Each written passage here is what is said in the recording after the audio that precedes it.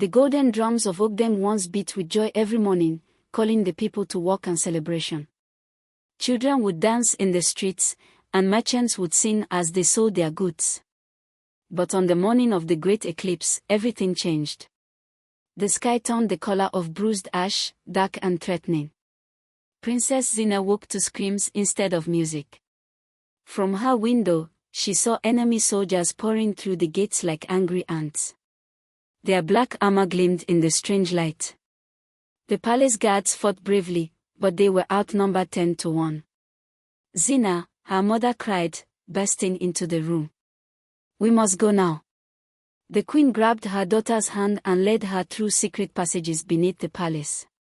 The royal caves were cold and damp, filled with the smell of old stone and fear. As they ran, Zina could hear the clash of swords above them. Her father, the king, had been captured trying to defend the throne room. The enemy stormed the gates, and the king was taken. Princess Zina, barely 18, was hidden away by her mother in the royal caves, her heart pounding with terror and anger. As the sound of war faded, Zina heard a whisper in the dark, "Your father is alive, but not for long." The whisper came from an old royal guard named Marcus, who had served the kingdom for 30 years. His armor was dented and blood-stained, and he walked with a painful limp. But his eyes still burned with loyalty. "Princess," he wheezed, reaching into his torn cloak. "I saved this from the burning library." He pulled out a scroll that was burned around the edges. The parchment was old and fragile, covered with strange markings and symbols. It was a map showing mountains, rivers, and a fortress marked with a red X. "This shows the enemy's stronghold," Marcus explained, pointing to the X with a shaking finger. "Your father is being held there, in the Tower of Storms. But the path is dangerous, filled with traps and wild beasts." Zina studied the map carefully. The route led through the Bridge of Bones, across the Whispering Desert, and up the Mountain of Tears. Each step would test her courage and strength. Marcus gripped her shoulder with his weathered hand. "This path takes more than courage, princess. It takes the heart of a true leader. Are you ready to become the warrior your people need?" Before Zina could thank him, the guard collapsed, with a poisoned arrow in his back. Zina knelt beside Marcus as life faded from his eyes. His sacrifice filled her with both sorrow and determination. She carefully folded the precious map and tucked it inside her shirt, close to her heart.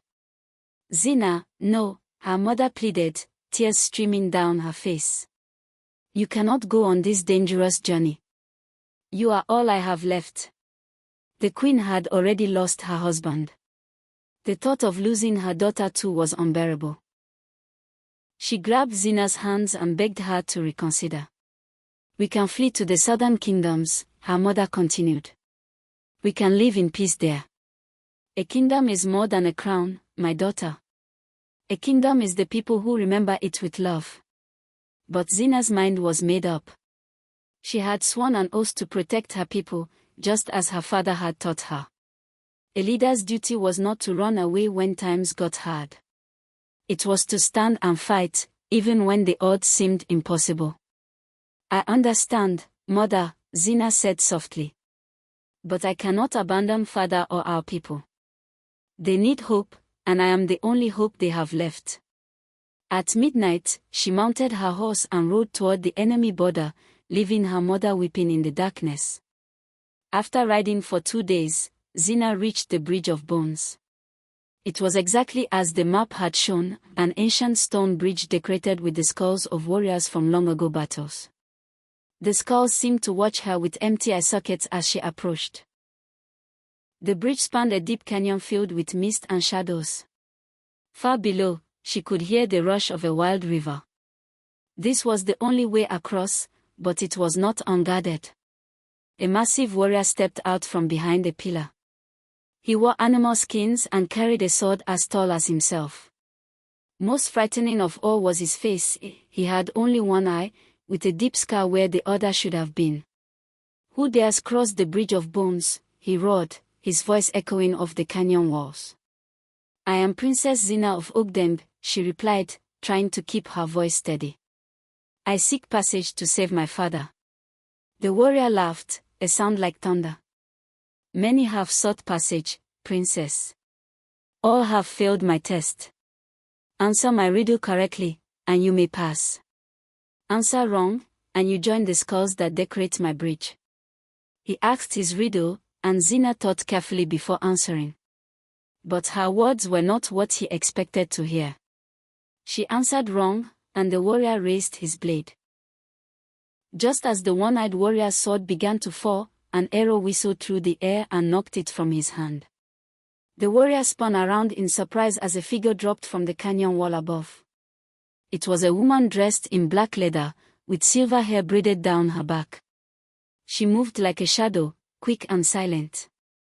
More women appeared from the rocks and trees around the bridge, a whole army of female warriors.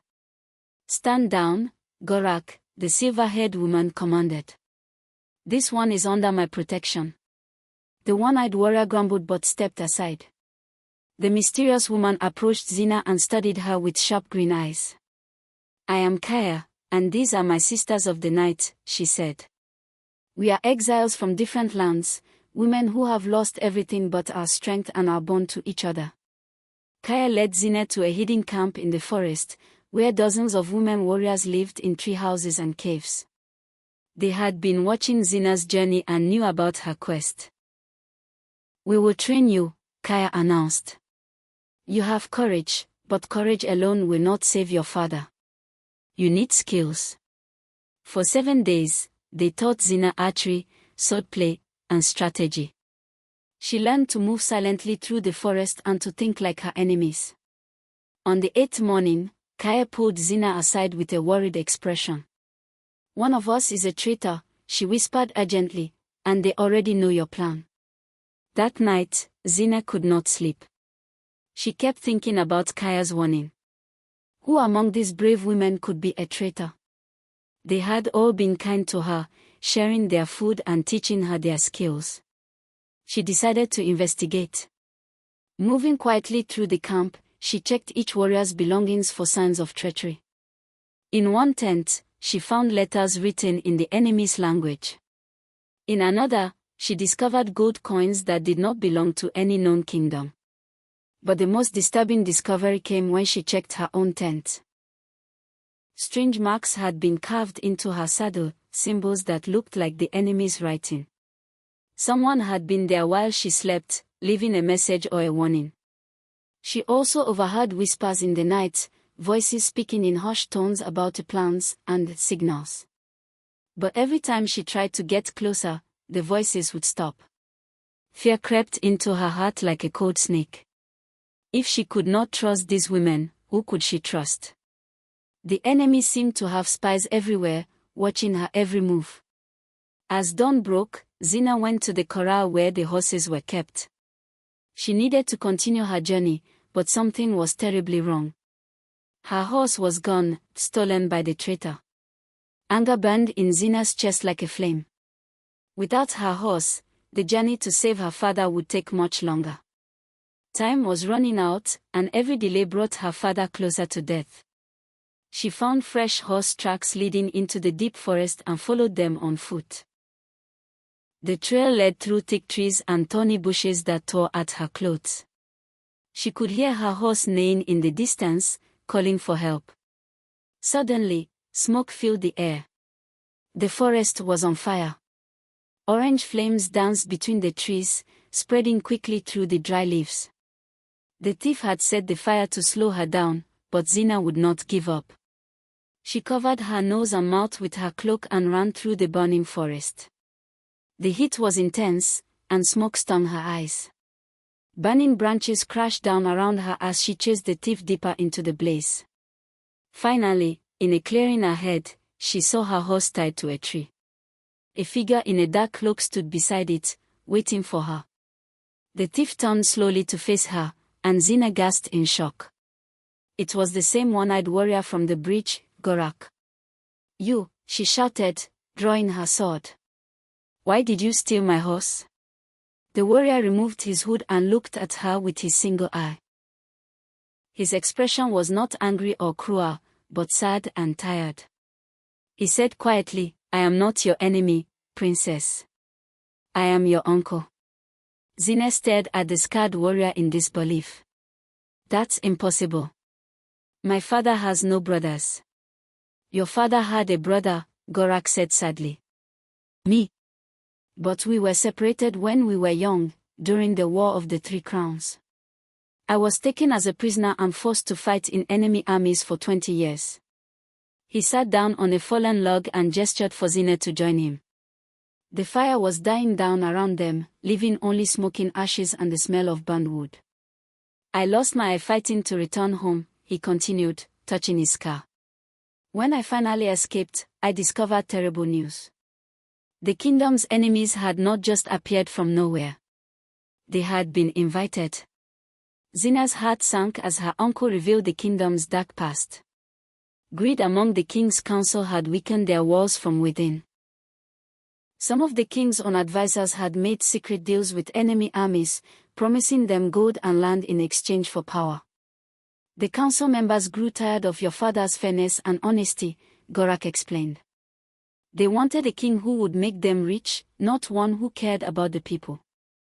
"But who leads them?" Zina asked. "Who is the traitor in charge?" Her uncle's face grew even more serious.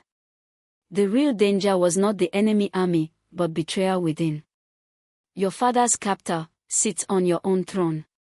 Armed with this terrible knowledge, Zina knew she had to be even more careful. If the enemy leader was someone from her own kingdom, then her face might be recognized. She needed a disguise. Gorak helped her transform her appearance. She cut her long hair short and dyed it brown with mud and berries.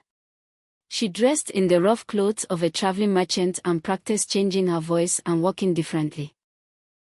"Remember," Gorak warned as they approached the enemy's stone city, "trust no one. Smile, act normal, but watch everything. The smallest mistake could cost your life." The stone city was built into the side of a mountain, with walls as high as castle towers.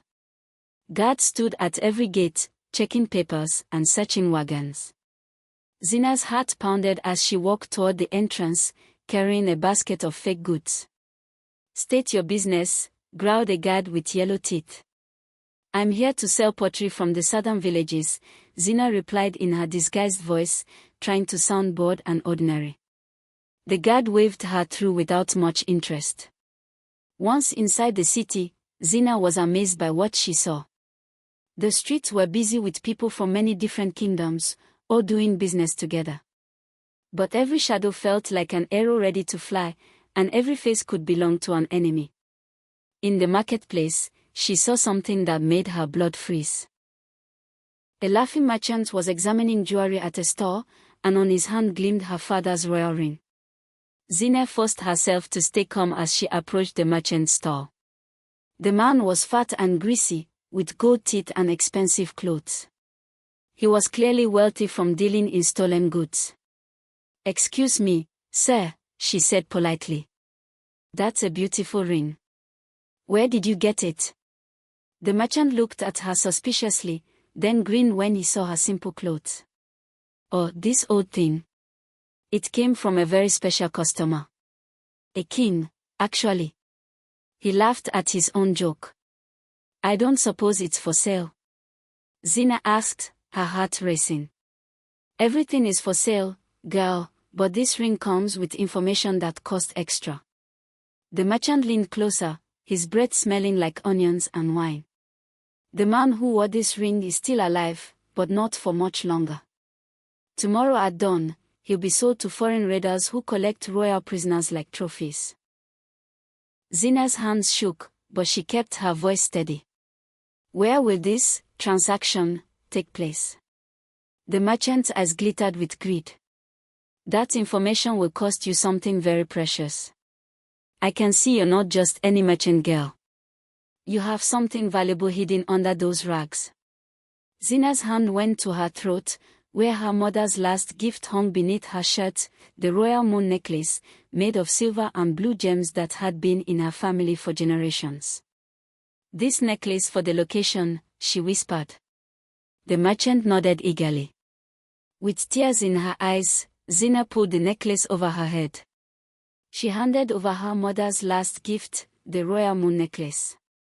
Following the merchant's directions, Zina made her way to an old riverbed outside the city walls. The area was dry and rocky, with caves carved into the canyon walls. Guards patrolled the area, but Zina had learned to move like a shadow from the Sisters of the Night. She crept from rock to rock until she found the right cave. Inside, she heard the sound of chains rattling and a familiar voice speaking quietly to himself. Her heart leaped with joy and broke with sorrow at the same time. "Father," she whispered. The king looked up from where he sat chained to the cave wall. He was thinner than she remembered, and his beard had grown long and grey.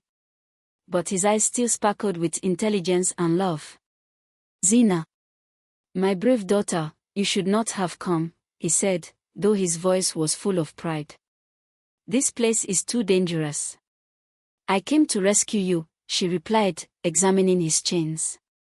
They were thick and secured with a complex lock that would take time to break. The king shook his head slowly. "Listen to me carefully, daughter. They plan to sell me tomorrow, but that's not what matters now. Our people are suffering under the traitors' rule. The royal treasury has been emptied, and families are starving." His voice grew stronger as he spoke. "It's not me you must save, daughter, it's the people." Suddenly, arrows whistled past her head, striking the cave wall with sharp cracks. The enemy had found them. "Run, Zina," the king shouted as enemy soldiers poured into the cave. But Zina would not leave her father again. She grabbed the fallen soldier's sword and fought her way to his side, cutting through his chains with quick, desperate strikes. The lessons from the Sisters of the Night served her well as she dodged arrows and blocked sword strikes. Together, they fled through the narrow canyon, the king stumbling after months of imprisonment. Behind them, they could hear the angry shouts of pursuers and the thunder of horse hooves on stone. The canyon walls rose high above them, blocking out most of the sunlight. The path was treacherous, filled with loose rocks and hidden holes. Zina helped her father climb over fallen boulders and jump across small streams. But their hope faded when they reached the end of the canyon. Enemy soldiers blocked the only exit, standing in a line with weapons ready. There was nowhere left to run, and the pursuers were catching up behind them. Just when all seemed lost, war cries echoed from the canyon walls. Gorak appeared with the Sisters of the Night, sliding down ropes and firing arrows at the enemy soldiers. "Choose, Zina," her uncle shouted over the noise of battle, pointing in two directions. "Your father, or the people?" This was the hardest decision of Zina's life. Every part of her heart wanted to save her father, the man who had taught her everything about honor and courage. But his words echoed in her mind, "It's not me you must save, daughter, it's the people." She looked at her father, and he smiled with understanding. He had raised her to be a leader, and leaders sometimes had to make impossible choices. "Go, my daughter," he said firmly. "Our people need you more than I do. Save them, and my sacrifice will have meaning." With tears streaming down her face, Zina chose the people. Her father smiled with pride before being dragged away again by the enemy soldiers. It was the most painful moment of her life, but she knew it was right. She returned to the capital with Gorak and the Sisters of the Night. The journey took 3 days, and with each mile, her determination grew stronger. She would unite the broken clans and take back what belonged to her people. But when they reached the outskirts of the capital, a spy from the enemy camp delivered a message written on blood-red paper. The words made her heart stop with fear. The message read, "Your father will be executed at sunrise tomorrow. Come alone to the palace, or watch him die." Zina knew it was a trap, but she also knew she had to try. However, she would not go alone, despite what the message demanded. The Sisters of the Night and the loyal clans had agreed to help her launch a surprise attack. Under a moonless sky, they moved like ghosts through the capital city. Many buildings were damaged from the invasion, and the streets were eerily quiet. The people were hiding in their homes, afraid of the enemy soldiers who patrolled the area. Zina's army consisted of women warriors, old soldiers who had escaped the invasion, and young people who wanted to fight for their freedom. They had few weapons and no armor, but they had something more powerful, the desire to reclaim their homeland. They crept through the narrow streets, avoiding enemy patrols and guard posts. Gorak led one group through the sewers beneath the palace, while Kaya took another team over the rooftops. Zina chose the most dangerous path, straight through the main gate. As dawn approached, they reached the enemy gates. The palace looked different now, with foreign flags hanging from the towers and strange symbols painted on the walls. But Zina's heart nearly stopped when she looked up at the execution platform in the courtyard. She reached the enemy gates just in time to see her father kneeling under the executioner's axe, which gleamed in the early morning light. "Stop!" Zina shouted, throwing back her hood so everyone could see her face. The figure sitting on her father's throne stood up slowly. It was someone she had trusted all her life, Lord Varric, her father's chief advisor and her own teacher. His betrayal cut deeper than any sword. "Princess Zina," Varric said with a cold smile. "How good of you to join us for your father's final moments. I challenge you to single combat," Zina declared, her voice carrying across the courtyard. "If I win, my father lives and you surrender the throne. If you win, you can do whatever you want with both of us." Varric laughed, but he could not refuse without looking weak in front of his followers. "Very well, little princess. Let's finish what your father started." They met in the center of the courtyard as the sun began to rise. Varric was older and more experienced, with longer reach and heavier armor. But Zina was faster and more determined. The duel was fierce and deadly. Steel rang against steel as they circled each other, looking for weaknesses. Varric fought with skill but also with cruelty, trying to wound rather than kill quickly. Just when Zina seemed to be gaining TH. Back at the Bridge of Bones, Gorak had asked her a riddle: what becomes stronger when it appears to be weakest? The answer was hope, and Zina realized that her people needed to see hope more than they needed to see her win with a sword. Instead of diving for her weapon, she stood tall and spoke to the crowd. "Look around you. This man promises you wealth, but where is it? He promises you safety, but your children hide in fear.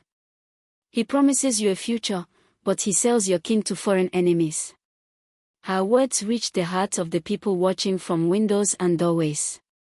They began to step out of their hiding places, remembering who they used to be before fear took over their lives. Varric raised his sword to strike her down, but the crowd surged forward. Old soldiers picked up weapons, mothers grabbed kitchen knives, and children threw stones. The traitor found himself surrounded by angry citizens who had finally found their courage. In the confusion, Zina retrieved her sword and disarmed Varric, using a move Kaya had taught her. She had him trapped in his own snare of lies and betrayal. But just as victory seemed certain, the deep sound of war horns echoed across the city. The enemy army's horns sounded in the distance, calling for reinforcements. The battle for the capital began as the sun climbed higher in the sky. Enemy reinforcements poured through the city gates, clashing with Zina's hastily organized army of citizens and loyal soldiers. Zina fought side by side with her father, who had been freed when Varric was captured. Though weakened by his imprisonment, the king's presence inspired the defenders to fight harder. Gorak led the palace guards, while Kaya and her sisters protected the civilians. The fighting was fierce and desperate. The enemy had better weapons and armor, but the defenders knew every street and building in their city. They used this knowledge to set traps and ambushes, making the invaders pay for every step forward. As the battle raged, Zina realized that even if they won this fight, more enemies would come. Her people would never be safe as long as neighboring kingdoms saw them as weak and divided. Then a messenger arrived with a white flag. The enemy leader wanted to negotiate. He stood at the palace gates with a small group of officers, waiting for Zina's response. "What do you want?" Zina called from the walls. The enemy leader smiled coldly. "Peace, princess. But peace comes with a price."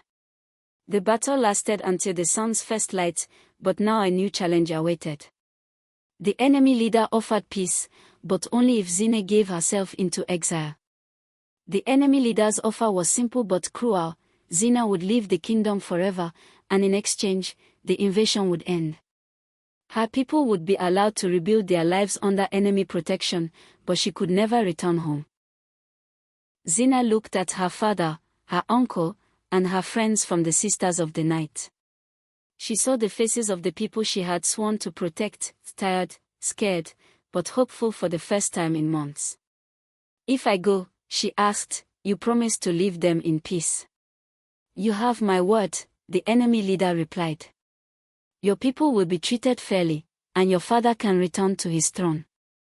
It was another impossible choice, but Zina had learned what true leadership meant.